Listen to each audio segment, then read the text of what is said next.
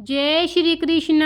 प्रणाम भक्तजनों। आज हम माघ मास महात्म्य के अध्याय 15 की कथा सुनेंगे।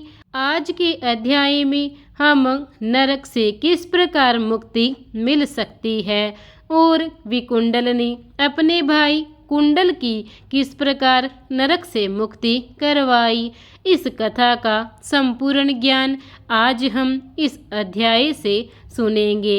आइए हम कथा की शुरुआत करते हैं। विकुंडल कहने लगे कि तुम्हारे वचनों से मेरा चित्त अति प्रसन्न हुआ, क्योंकि सज्जनों के वचन सदैव गंगा जल के सदृश पापों का नाश करने वाले होते हैं। उपकार करना तथा प्रिय बोलना सज्जनों का स्वभाव ही होता है। जैसे अमृत मंडल चंद्रमा को भी ठंडा कर देता है। अब कृपा करके यह भी बतलाइए कि किस प्रकार मेरे भाई का भी नरक से उद्धार हो सकता है। तब दूत कुछ देर ज्ञान दृष्टि से विचार कर मित्रता रूपी रस्से से बंधा हुआ बोला कि हे वेश्य, यदि तुम अपने भाई के लिए स्वर्ग की कामना करते हो तो जल्दी ही अपने 8 जन्म के पुण्य फल को उसके निमित्त अर्पण कर दो। तब विकुंडल ने कहा कि हे दूत, वह पुण्य क्या है और मैंने कौन से जन्म में और कैसे किया है, यह सब बतलाइए, फिर मैं अपना पुण्य अपने भाई को दे दूंगा।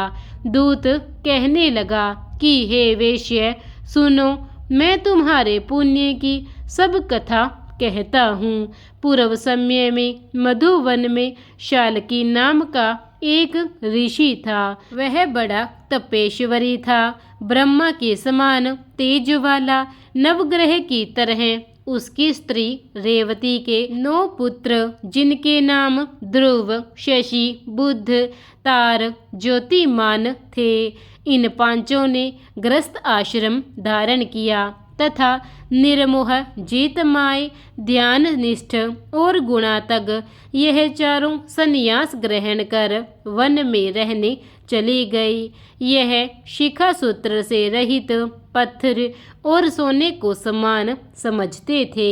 जो कोई अच्छा या बुरा उनको अन्न देता वही खा लेते, और कोई कैसा ही कपड़ा दे देता था उसको ही पहन लेते थे।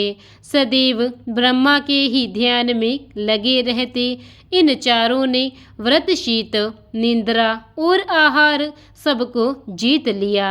बस चर अचर को विष्णु रूप समझते हुए मौन धारण करके संसार में विचरते थे।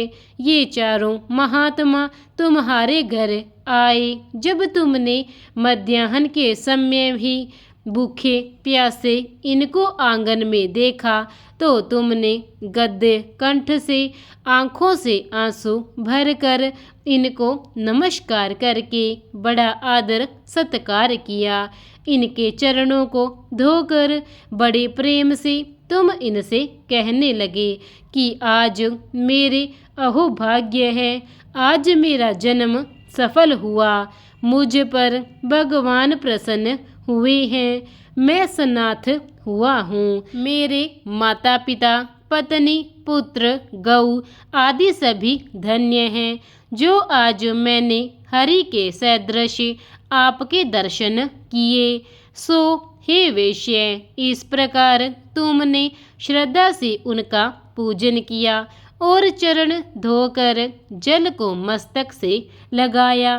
फिर विधि पूर्वक पूजन करके तुमने इन सन्यासियों को भोजन कराया। इन सन्यासियों ने भोजन करके रात को तुम्हारे घर में विश्राम किया और ब्रह्मा के ध्यान में लीन हो गए। इन सन्यासियों के सत्कार से जो पुण्य तुमको मिला सो मैं भी कहने में असमर्थ हूँ, क्योंकि सब भूतों में प्राणी श्रेष्ठ है। प्राणियों में बुद्धि वाले, बुद्धि वालों में मनुष्य, मनुष्यों में ब्राह्मण, विद्वानों में पुण्य आत्मा और पुण्य आत्माओं में ब्रह्म ज्ञानी सर्वश्रेष्ठ है। ऐसी ही संगति से बड़े बड़े पाप नष्ट हो जाते हैं। यह पुण्य तुमने अपने 8वें जन्म में किया था। सो यदि तुम अपने भाई को नरक से मुक्त कराना चाहते हो तो यह पुण्य दे दो। सो दूत के ऐसे वचन सुनकर उसने प्रसन्न चित्त से अपना पुण्य अपने भाई कुंडल को दे दिया और वह नरक से मुक्त हो गया और दोनों भाई देवताओं से पूजित किए गए। तब दूत अपने स्थान को चला गया। इस प्रकार वेश्य के पुत्र विकुंडल ने अपना पुण्य देकर अपने भाई को नरक की यातना से छुड़वाया। सो हे राजन, जो कोई इस इतिहास को पढ़ता है अथवा सुनता है वह हजारों गौदान का फल प्राप्त करता है। माघ मास में माघ मास के महात्म्य को जो रोजाना सुनता है वह सब पापों से मुक्त हो जाता है और अंत में वैकुंठ को प्राप्त होता है। माघ के महीने में धर्मप्राण लोग इस कड़ाके की सर्दी में गंगा यमुना आदि नदियों में पूरे महीने प्रातः स्नान करके ही देवार्चना करते हैं। मकर संक्रांति से ही माघ मास के धार्मिक कार्यक्रमों की धूम शुरू हो जाती है और इस वर्ष महाकुंभ का अति पावन महीना है। महाकुंभ में स्नान करने से सभी मनोरथ पूर्ण होते हैं। माघ मास में मंगलवार उपासना का शास्त्रों में विशेष महत्व बताया गया है, जिसके करने से धर्मार्थ धर्म काम मोक्ष चारों पुरुषार्थों की सहज प्राप्ति होती है।